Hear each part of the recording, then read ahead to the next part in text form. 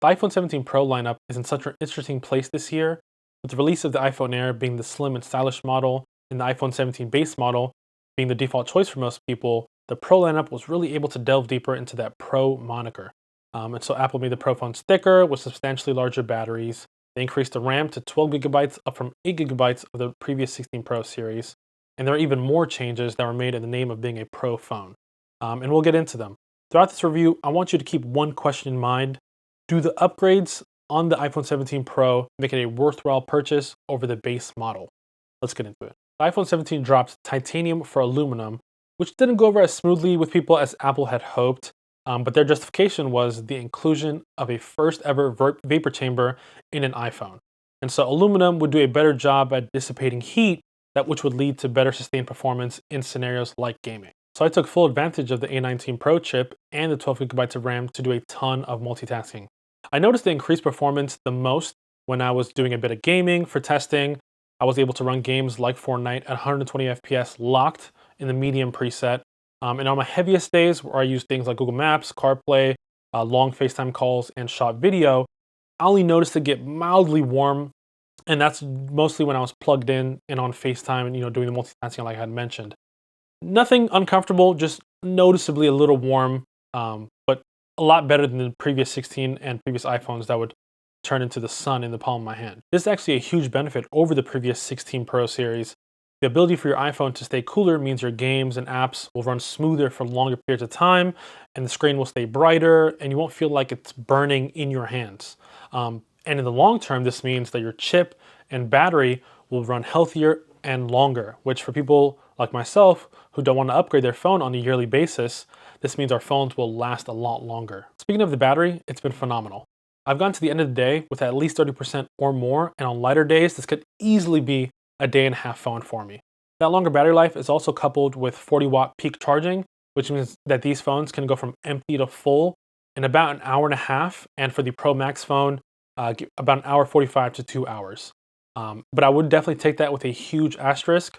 I'm in the US, so I get the eSIM only version, but in parts of Europe and Asia, you'll get the physical SIM. And so to accommodate that SIM slot, Apple actually had to reduce the battery size by what I'm saying online is about 200 milliamps. So I'd recommend watching battery tests from people in your region to get the most accurate info. One of the things that is shared among all these phones is the design. It's probably one of the most controversial design changes we've seen from Apple in a long time, especially this orange color. But personally, I think it looks great. It's extremely comfortable to hold, and the curved edges don't feel like it's digging into my hand after a long amount of time of use. And the camera plateau, as Apple likes to call it, I think makes the phone look better proportioned in the back, which I of course like. And so Apple, with all this design, like I mentioned earlier, decided to go from titanium to aluminum. And so with aluminum, we get significantly better thermals, but they couldn't cover the whole phone in aluminum. So they left a little square back here of their ceramic shield glass, and that's so we can get MagSafe and wireless charging still functioning. And honestly, it's the first time in a while that Apple has decided to do function over form design, which I'm so glad they did. And I think it really gives it a distinctive design that the regular iPhone and previous phones have not really gotten to take advantage of. However, it's not all sunshine and rainbows. There have been reports that the iPhone body, specifically on the Pro series, is more prone to scratching, which honestly makes a ton of sense. What we sacrifice going from titanium to aluminum is that aluminum is a much softer metal. And so due to that, it tends to scratch and dent a bit more easily, while titanium is significantly stronger. But like I mentioned, we went to aluminum for that thermal conductivity. And I don't think it's really a big trade-off because most people put cases on their phones. So if you throw a case on, you're not going to notice this difference. But for people like me who like to go caseless, it means I have to watch out and baby my phone a little bit more than I'm used to, which I'm totally fine anyway. Scratching won't be nearly as much of an issue on the display as it used to be. Apple's new glass, they're calling Ceramic Shield 2, is supposed to be 3 times more scratch resistant according to them. And it also has a much improved anti-glare coating. And so according to JRig Everything, the glass is definitely much more scratch resistant. But we're not sure where Apple got that 3 times number from. However, the anti-glare coating is definitely a lot more noticeable, and especially in outdoor under fluorescent lights. I can give you a bit of an example here. You notice the glare from that shine a lot less. You can definitely tell. But it's still not as good as what Samsung's doing on their S series. So there's definitely room for Apple to improve here. The 3000 nit peak brightness is definitely a noticeable change. It's super huge, especially when I'm outside for visibility. I've been outside shooting a lot of video, so it's been pretty useful there. But honestly, what I think is a great feature that a lot of people are going to care about is the 1 nit minimum brightness. And that's specifically because I tend to use my phone a lot while I'm in bed. I know I shouldn't do that, but I still do.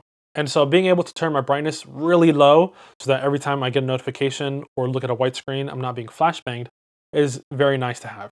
And this is something that should be shared across all of the phones, not just the Pro series. The biggest reason I decided to upgrade to the Pro series over that base iPhone 17 is the cameras, so let's go over it. We've got three 48 megapixel sensors on the back for the primary wide, ultra wide, and telephoto. On the front, we've got a new 18 megapixel square sensor, which is actually super fun to use, and I think it's probably gonna be the biggest change for most people. What I noticed from these cameras, especially the primary and the ultra wide, is that increased vibrance and colors and sharpness. And I'm sure some of that also comes to software changes as well. But even images where I'm using digital zoom are a lot less noisier, and I'm definitely able to make out much more detail than I was previously. Images taken in difficult scenarios, such as indirect lighting, like shooting with sunlight in my face, or at night, are significantly much more sharper. And so it's kind of hard to tell how much of that is software and how much of that is hardware. But regardless, it's a welcome change. Skin tones are significantly improved. As someone with darker skin, iPhone photos used to kind of make me look a little bit more washed out, but I think they've gone the software side of things a lot better with the processing. The camera ain't perfect though. While overall I do think the new telephoto is an improvement, it's still not the massive jump that Apple was touting. When you get past the 8x shots, it tends to get a lot more noisy than what I was expecting. When shooting people, it does seem to look a lot better than when shooting objects at higher zooms, and that's due to improvements to the software. Any shots past about 10x aren't really worth it in my opinion. You lose so much detail, and that's why I never really cared much for the 100x zooms on some Android phones. The front-facing camera is so cool. Being able to take wide shots when I want and then punch in for a closer shot without losing any detail is a game changer. The automatic framing, where when more people enter the shot, it automatically goes to the wider angle, really dummy-proofs the camera, and it's another step Apple's been taking to make shooting on their phones significantly easier for the regular person. But they still did leave some goodies for us camera nerds with the ability to shoot ProRes RAW and Gen Lock. Now, 99% of people won't ever use these features, but I'm so glad they added it. It gives me so much more versatility when I want to shoot in scenarios where I don't want to worry about white balance and color, and that's something I can just do in post. And for movie sets where needing to get timing correct between multiple different devices, Gen Lock is super huge, in places where they're shooting with iPhones. But for some regular footage, here's what I shot. Here's some video coming straight from the iPhone 17 Pro. Some audio is also coming from its microphones. Colors look how I'd expect them to. A little bit more vibrant than maybe real life, ever so slightly. It's kind of hard to tell depending on where the lighting is. You can probably hear that construction in the background. So we're seeing how well it does at isolating my voice versus what's going on. Shake it a little bit. See how stable the footage is.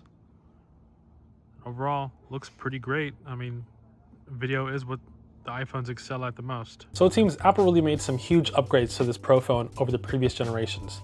With all that being said though, do the upgrades on the iPhone 17 Pro make it a worthwhile purchase over the base model? Ultimately, I can't make that decision for you because I don't know what features you'd like your phone to have. But what I can say is the base iPhone 17 is an amazing deal. It's got the base 256 gigs of storage, just like the Pro phone, and it's also got the 120 Hz refresh rate, just like the Pro phone. It's probably got about 85% of the features that the Pro phones have, but it's also $300 cheaper. Now, myself, I like the increased battery, performance, and camera features, so the Pro phone is for me. But let me know in the comments what iPhone you ended up going with and why. I'd love to discuss with you guys down there. But if you enjoyed the video, leave a like, and I'll see you guys later.